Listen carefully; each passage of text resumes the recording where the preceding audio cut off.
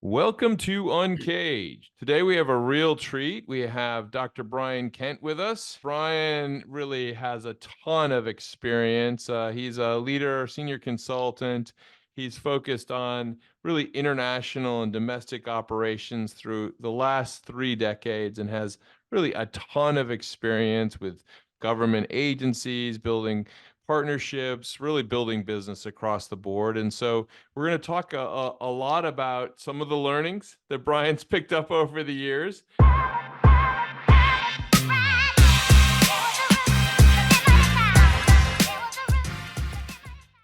We're also going to talk about a new book that he has that's out in the market. Very, very exciting stuff. And some of the learnings that are in that book and some of the things that he's been focused on over the last year as he's been out on a keynote speaking tour. So, Brian, it's great to have you here on the show today. Before we get going, though, I mean, it would be great just to get a little bit of a background again. I know we've had you on the show before, but for folks that don't remember, tell us a little bit about you and your background. Yeah, absolutely. Thanks. And I'm glad to be here today and look forward to a great hour with you. But I grew up in rural North Florida, joined the Army at the young age of 17. My parents had decided for me to leave the house. Completed a 20-year career in the military.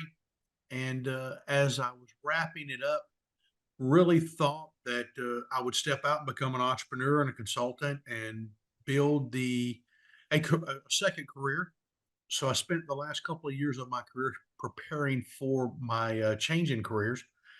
Since then, I've owned about 6 or 8 different businesses, bought a couple, sold a couple, and continue to be a serial entrepreneur. About 2 years ago, 2.5 years ago now, I guess, I left one of the Fortune 100 companies where I was running global operations and started the consulting company, ISC, International Sport Consulting.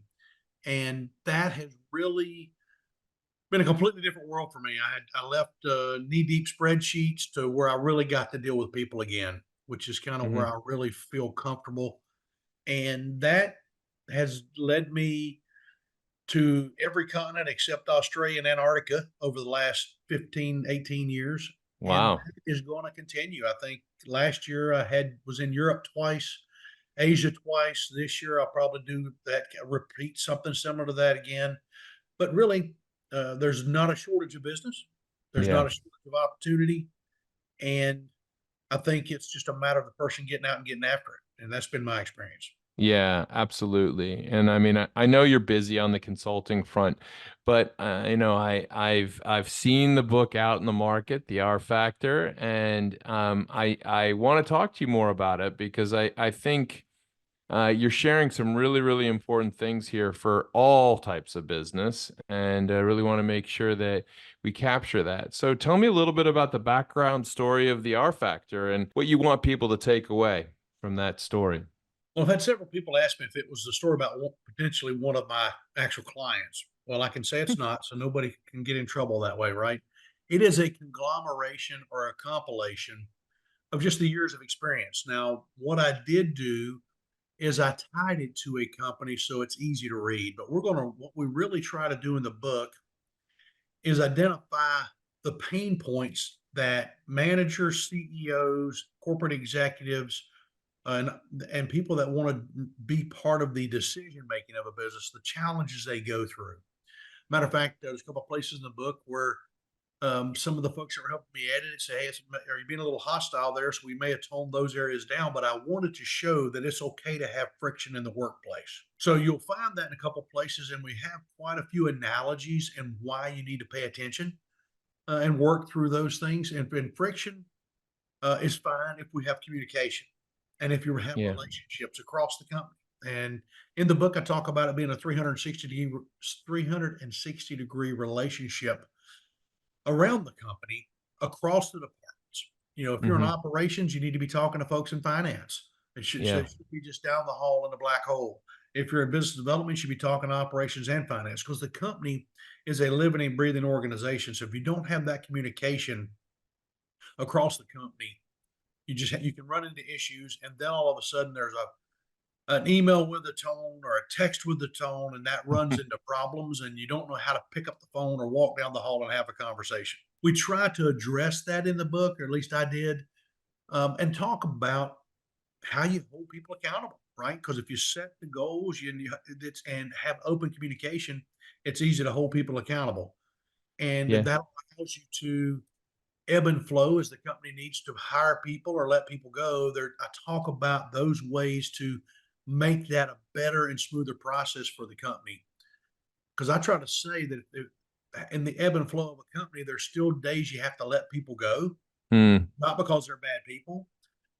And if you do that, I call them. Let's don't just call them in on Friday at 4 o'clock. Send them to the house. Let's put a little management thought into it. yeah.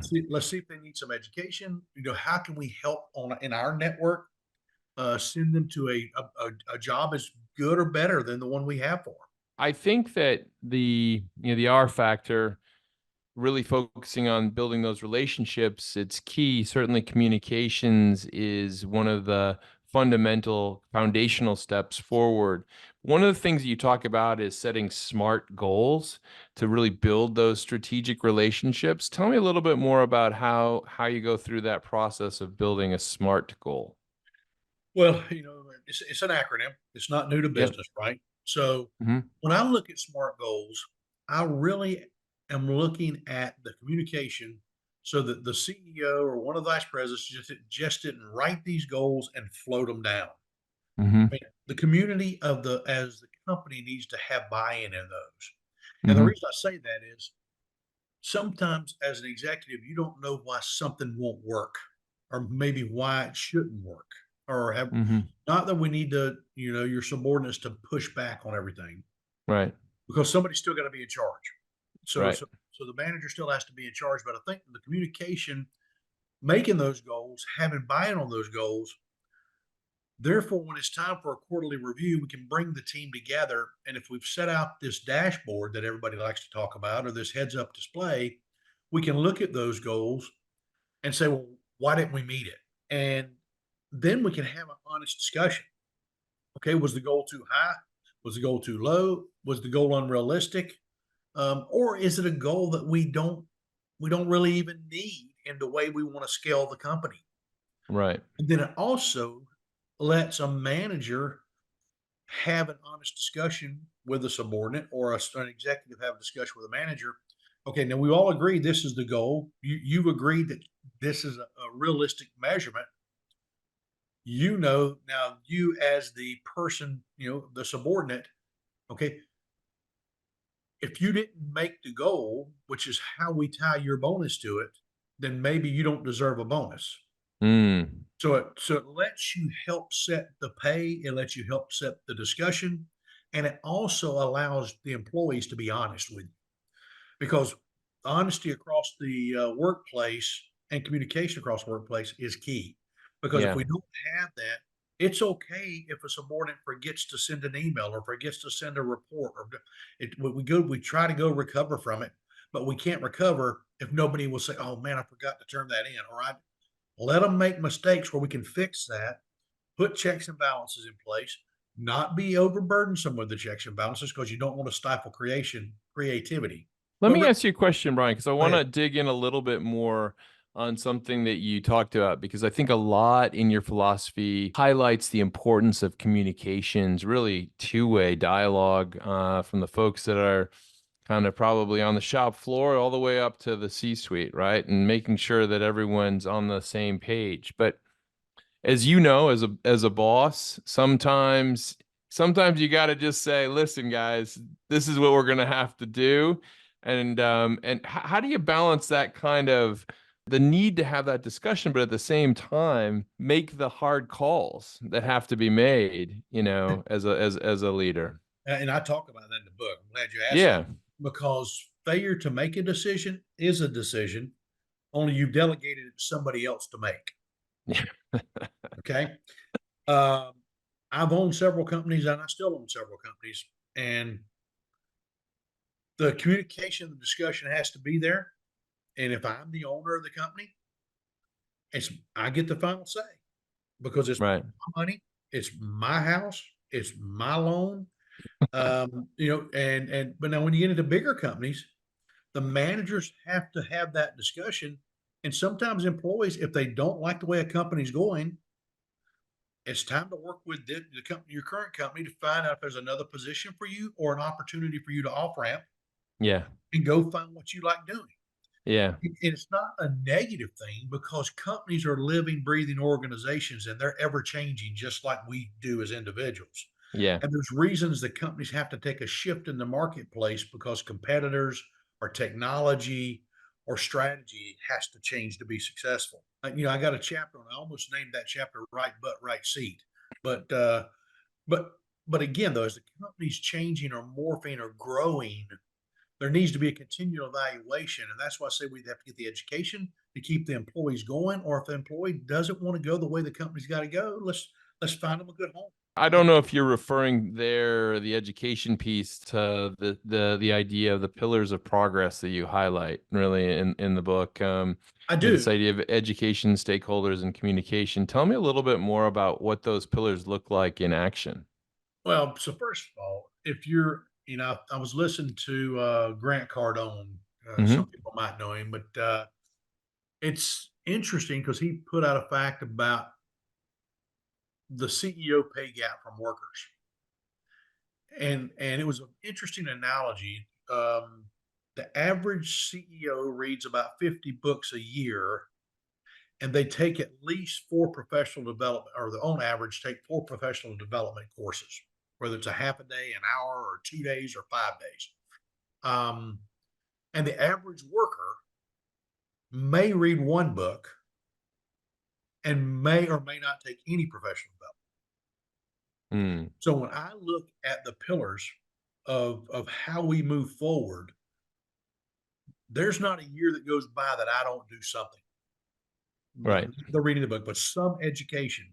If you look at my LinkedIn, if you look at what I do, I'm always taking something to keep me up with the workplace. Hmm. What happens, I see a lot of times, is folks don't do that. They think it's the company's responsibility to keep them current, and it's not. It's the individual's responsibility to keep current.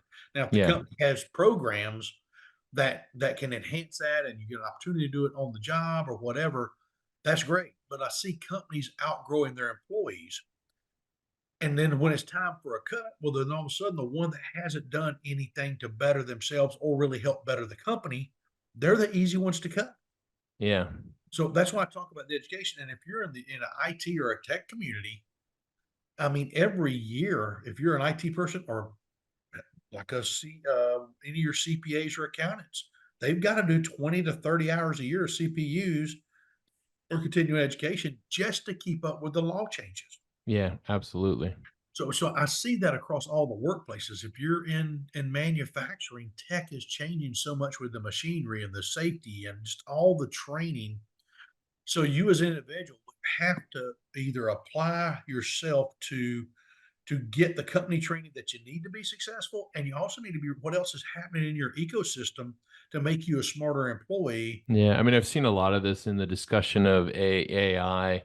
The one thing that I've noticed is that there wasn't a ton of training up until maybe the middle of last year on how machine learning and generative AI might impact the operation. We're Ooh, starting to see it seep into organizations a little bit more and more now. It's still not in most places, but in a world where we essentially have to upskill constantly, with the technology and the new things that are coming down the pike, we really need education, right? I mean, it's absolutely critical. well, and I have been in two different studies or two different working groups over the last couple of years. One was looking at the workforce of 2030. And in that study, it was by the Eisenhower Foundation. It was a conference I went to actually over in Spain. And it was talking about how 60% to 70% of the United States would not be eligible or not be trained for the workforce of 2030. Hmm. And that's because high schools and colleges and a lot of them are not making the leap to where they need to be Mm-hmm. to train what we need to have in 2030. 2030 sounds like a long way away, but it's only 6 years. And like you just said, AI it's threatening the what is it, 6 month strikeout in California, how much AI you can use for writing all the new TV shows. Yeah. Right? You look at coding schools popping up everywhere for elementary kids. Well, the problem is coding schools, they're learning basic coding, but now the AI will do the basic coding. Yeah. And so where is that going to be in 5 years? And then the second one I went to was a great one. It was actually looking at the space economy of 2050. Hmm. And I was sitting in the thing, we're talking about the workforce of 2050. I said, hold on, we need to have this workforce evaluation 2035, 2045, 2050. I said, we don't even know what kind of jobs we'll have in 2050 related to space exploration, satellites, fuel. What kind of fuel will we have in 26 years for rocket ships? Yeah. And what training do you have to have for that? So, and of course, the guy that was facilitating the discussion, he goes, "That's a great point." It's because I said probably 70% of what NASA and SpaceX and those guys have today will look nothing like that in 2050, in 25 years. I was trying to figure out. I've got two sons in college right now, and just trying to figure out what to tell them on the skills that they really need. It's kind of interesting because you think about kind of how I came up in the working world. He basically started at kind of rung zero, had to do a lot of kind of grunt work for several years. And sometimes if you excelled at that, or if you were the hardest of hard workers, you got a chance at another level up, so on and so forth.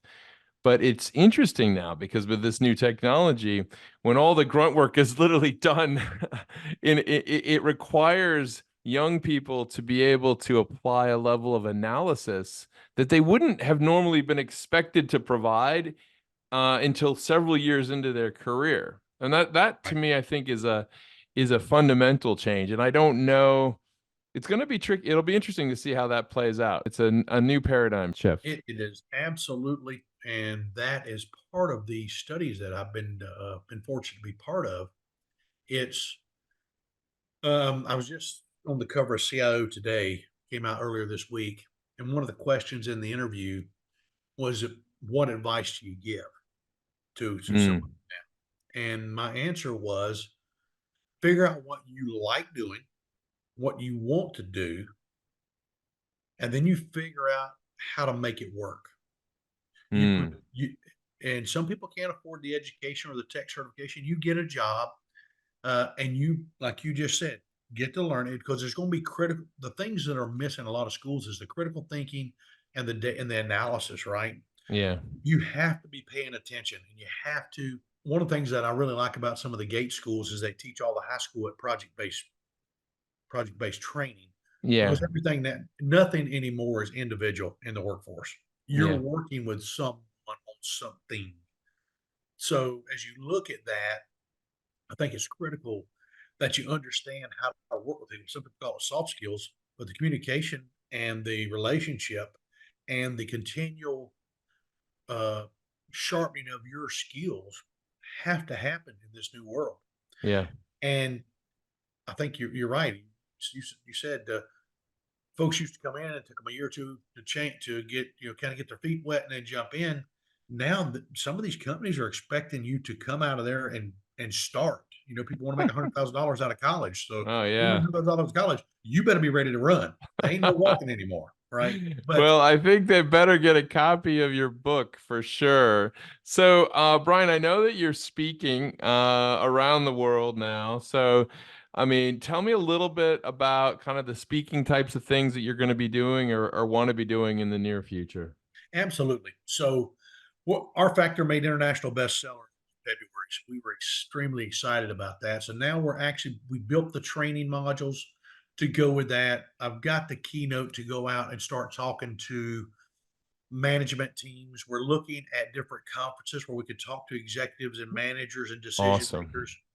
And what we're talking about in the R factor is not tied to any particular industry because Right. executives are in every business, Yeah. managers are in every business, Yeah. team leaders are in every business, right?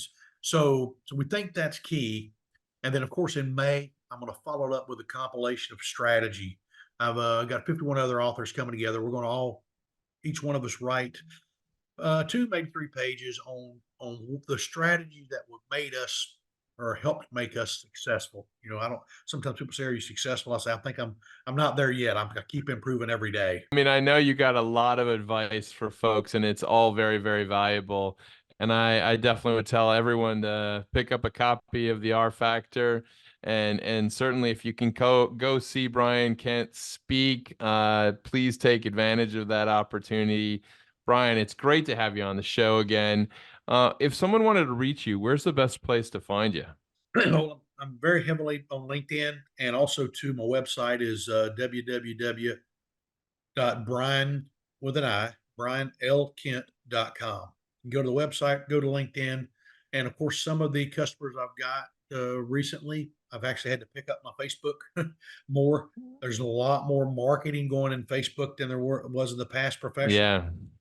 and so those are my two primary or my three primary. It'd be my LinkedIn at Brian Kent, uh, Brian L. Kent, or either my website at brianlkent.com. Well, I mean, it just you have such a wealth of experience over 3 decades, really working in a wide variety of leadership roles, touching on everything and dealing with things like the Department of Defense and the Department of State, but also extending all that learning out into other verticals like real estate and finance and I mean, I think, Brian, the great thing about your book is that it is applicable across all business verticals. Everyone needs to face these challenges and outlined it in a way that's really easily digestible. So I appreciate it. Thank you so much for being on the show today.